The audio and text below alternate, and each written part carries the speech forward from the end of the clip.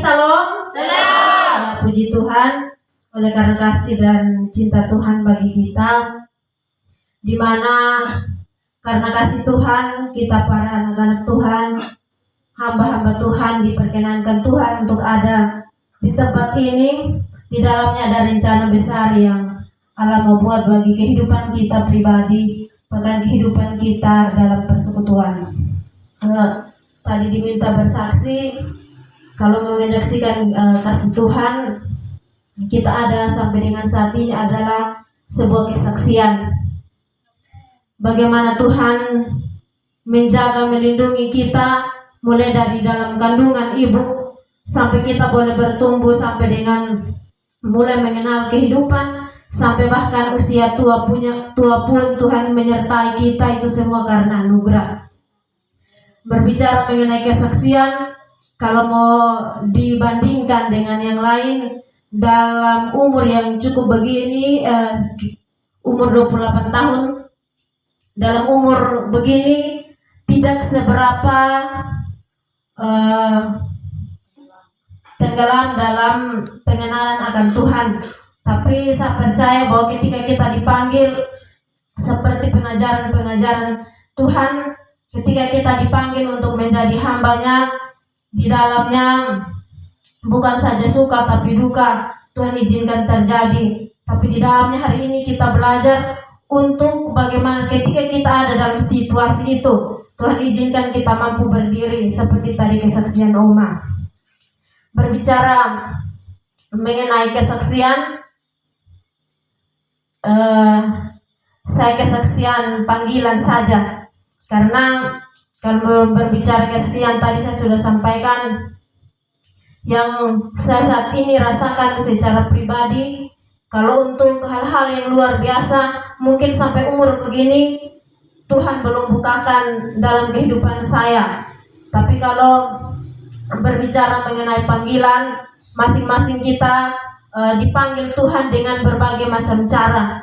Entah itu ada anak-anak Tuhan dipanggil dengan sakit penyakit atau dalam keadaan sehat sekalipun, Tuhan memanggil kita untuk ada. Bukan saja satu pengajaran hari ini saya dapat, ketika kita dipanggil bukan untuk orang lain, tapi terlebih pribadi kita dibentuk untuk lebih mengenal Tuhan. Saya bersyukur kepada Tuhan.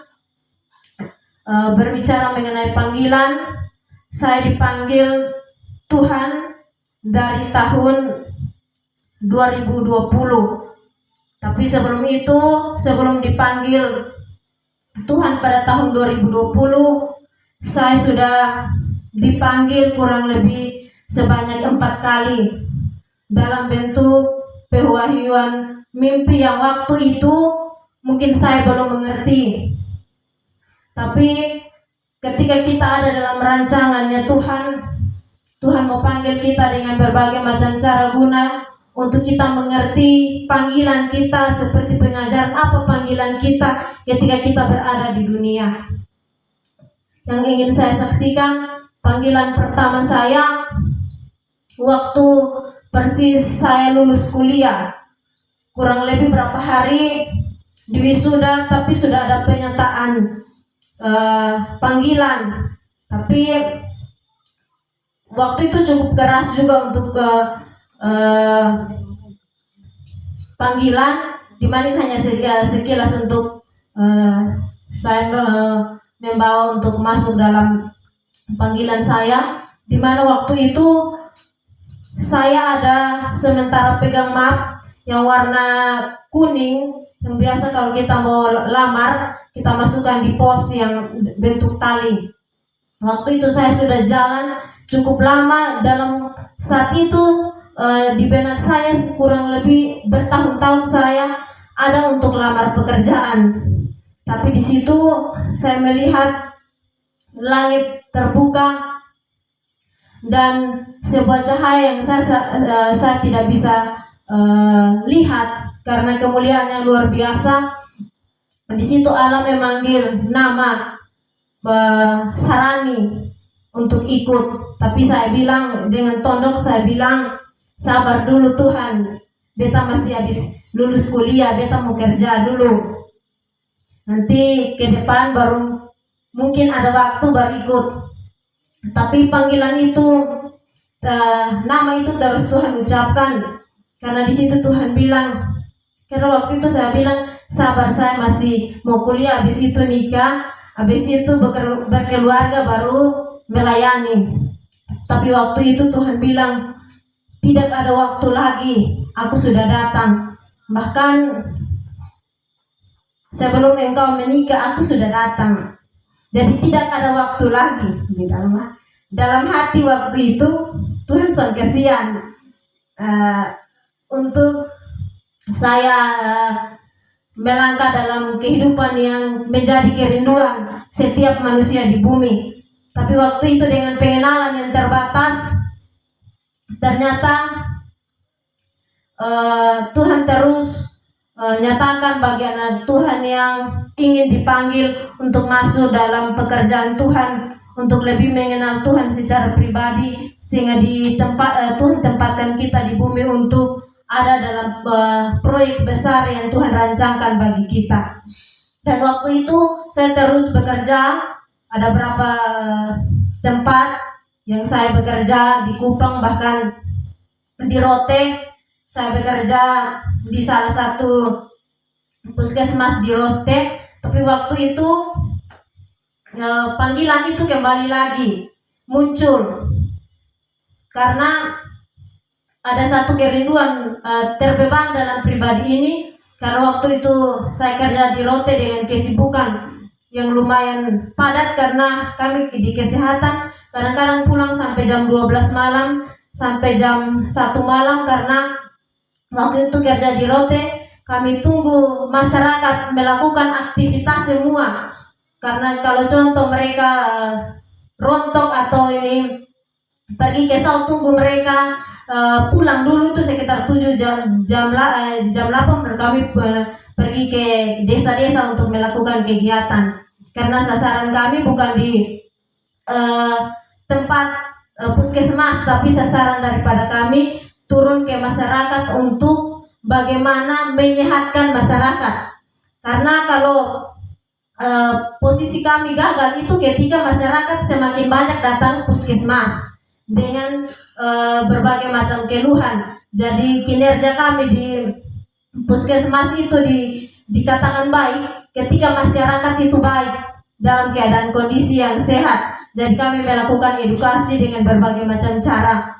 Jadi waktu itu ada kerinduan yang terbesar dalam hati saya bahwa kerja di dunia dengan begini macam. Karena waktu itu saya ingat saya punya berat badan 32 kilo saja. Jadi Bapak bilang, lu di situ soal makan kok semua kayak ini triplek saja. Saya tidak kasih tahu dengan kerja begitu. Tapi saya ada satu kerinduan yang besar. Pekerjaan dunia ini kita kerja begitu rupa, tapi tidak ada pernah kerja untuk kehidupan jiwa daripada kita yang pada akhirnya ke depan ini dia yang akan bertanggung jawab. Jadi itu secara pribadi saya berdoa kepada Tuhan, dan panggilan itu kembali lagi Tuhan nyatakan di dalam mimpi saya yang waktu saya wisuda itu kembali lagi. Dan saya berdoa bahwa kalau Tuhan berkenan saya melakukan pekerjaan di dunia, tapi saya juga mau ikut dalam sebuah tempat untuk saya ada dalam pengenalan Tuhan. Karena waktu itu hari Minggu saja kami tidak pergi ke gereja, karena kami ada di kampung-kampung, ada di desa-desa untuk melakukan kegiatan. Jadi tidak sempat, kurang lebih berapa tahun di sana tidak sempat untuk pergi ke gereja, karena ada waktu juga badan sudah letih. Karena waktu itu saya merangkap sebagai tangan kanannya dari kepala, karena waktu itu ada cuti. Jadi posisi administrasi dan sebagainya di tingkat puskesmas itu saya yang handle. Jadi segala macam pemikiran atau segala macam beban sudah saya pikul. Jadi saya terbeban, apakah kita hanya mau bekerja untuk tubuh ini yang pada akhirnya akan fana. Itu menjadi kerinduan saya. Dan pada saat itu saya cerita-cerita dengan teman-teman di tempat saya bekerja, dan saya mengenal kakak Selvi, istri dari Bapak Mandala. Dia bilang di rumah ada persekutuan, kalau ada waktu bisa bergabung setiap hari Kamis. Jadi di situ saya bergabung juga, tapi tidak sesering. Tapi setelah saya bergabung di situ, penyataan Tuhan kembali lagi. Saya terima untuk ada dalam sebuah panggilan. Jadi saya bilang, dengan pekerjaan yang begini mau menjalankan tugas yang begitu kemana? Tapi ternyata ketika seseorang dalam rancangan Tuhan, walaupun secara pikiran dia tidak mengerti, tapi berjalannya waktu Tuhan akan membuat dia mengerti. Dan pada saat itu ketika saya bekerja pada tahun 2020, saya sakit dan dibawa ke Kupang. Bukan dibawa, saya pergi ke Kupang untuk ada dalam perawatan. Dan setelah saya kembali sudah diganti orang, karena waktu itu jabatan saya yang ada dalam itu bidang saya sendiri. Karena waktu itu pekerjaan cukup lumayan karena mulai beredar kabar tentang COVID, jadi mulai kita berdayakan masyarakat untuk tingkatkan hidup bersih, sehingga kegiatan-kegiatan yang menyangkut dengan promosi-promosi kesehatan ditingkatkan. Jadi waktu itu mungkin 1 minggu lebih saya sudah di Kupang dan mereka ganti orang. Jadi saya kembali lagi ke Kupang, tidak melanjutkan pekerjaan. Dan ternyata di dalamnya ada rancangan Tuhan yang terbaik, di mana kembali lagi ada dalam pewahyuan untuk ada dalam sebuah panggilan.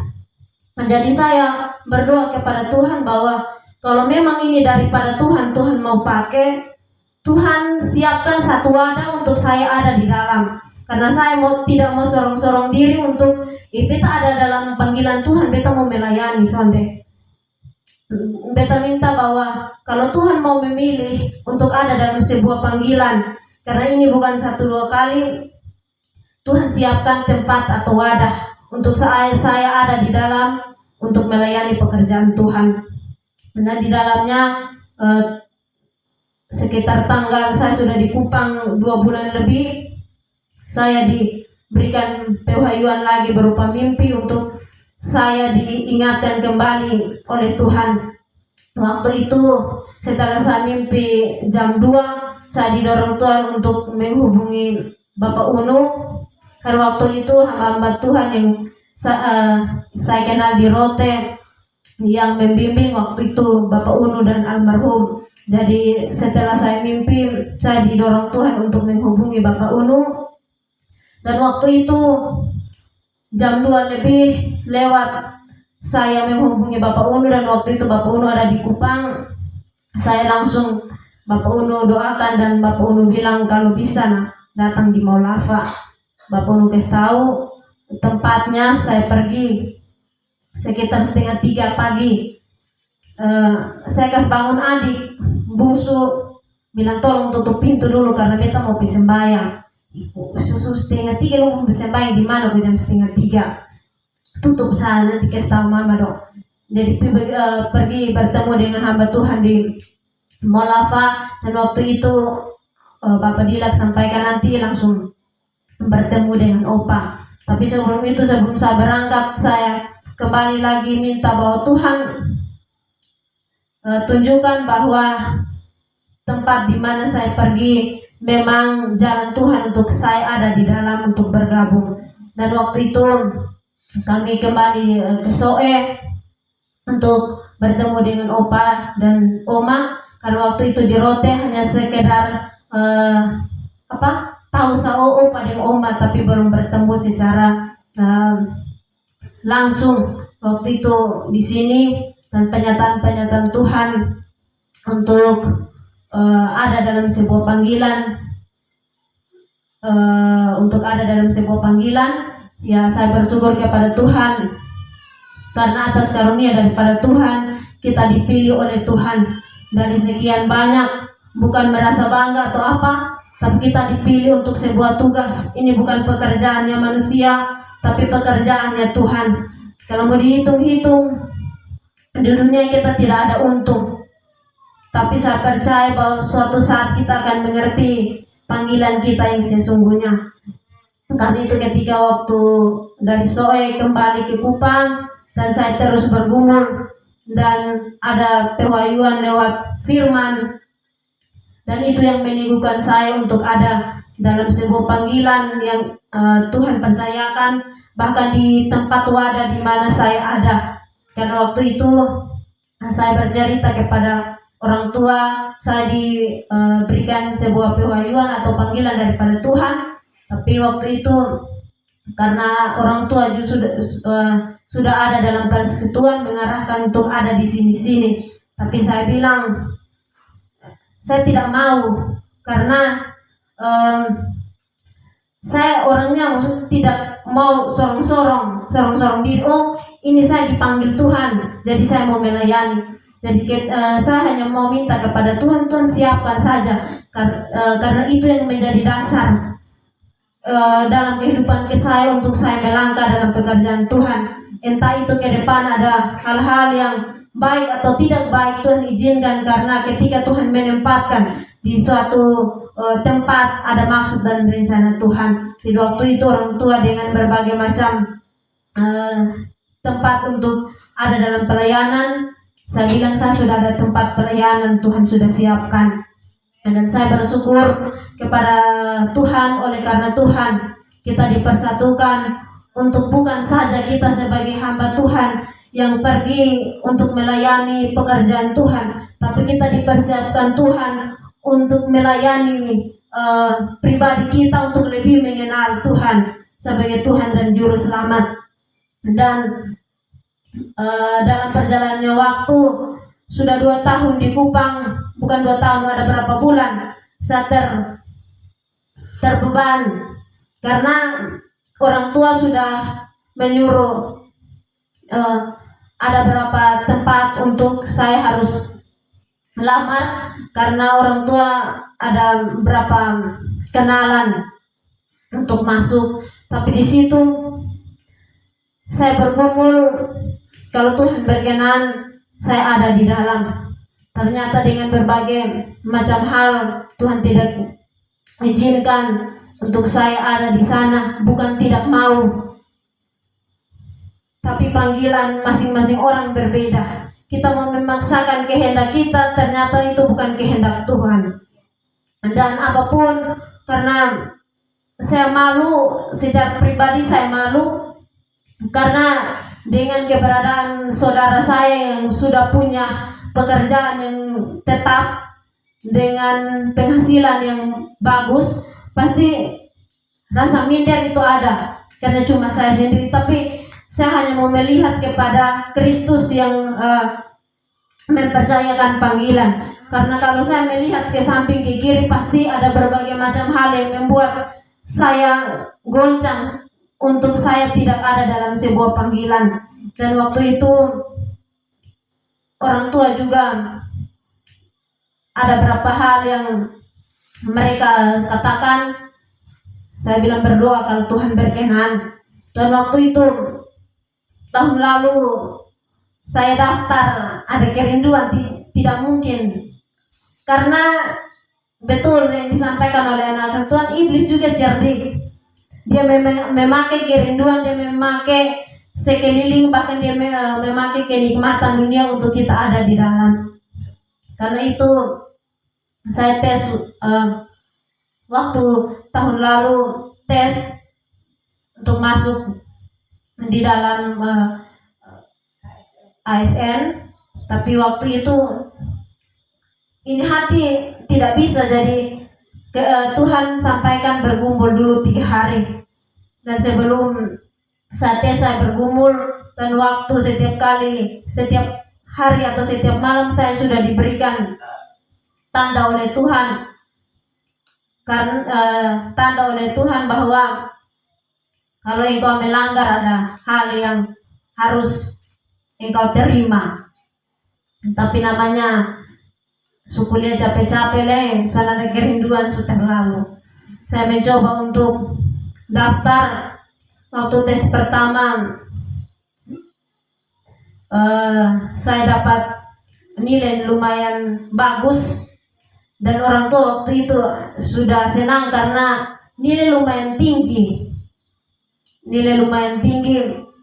dengan posisi yang dibutuhkan juga banyak. Jadi orang tua pas ini pasti Tuhan berkenan. Tapi waktu tes kedua ternyata Tuhan membalik 360 derajat, yang nilainya tinggi. Tuhan balik urutan terakhir dari semua. Padahal itu basicnya kami dan sudah istilahnya dari BKN sudah diberikan kisi-kisi untuk kami belajar. Ini mau keluar jenis pertanyaan atau jenis materi yang akan disampaikan atau diberikan. Jadi waktu itu saya ujian, saya percaya bahwa saya jawab itu bisa, karena itu basic daripada kami. Setelah saya keluar lihat nilai paling rendah dan semua, bukan rendah kedua atau rendah ketiga, tapi rendah kekorek dari semua orang yang ada di situ. Seakan-akan beta mau pulang, kan sebelum jalan suruh bapak dong nonton dari YouTube live. Sampai di rumah karena ini otak semua, beta putar motor keliling semua malam bermasuk dalam rumah. Jadi sampai rumah sudah usaha kok ini nilai kedua kok ketiga dari belakang ini paling kekorek. Itu tapi air mata jatuh dalam hati saya. Tapi kalau kita mau lihat itu terus, panggilan kita tidak panggilan yang Tuhan rancangkan dalam hidup kita akan gagal dan digantikan oleh orang.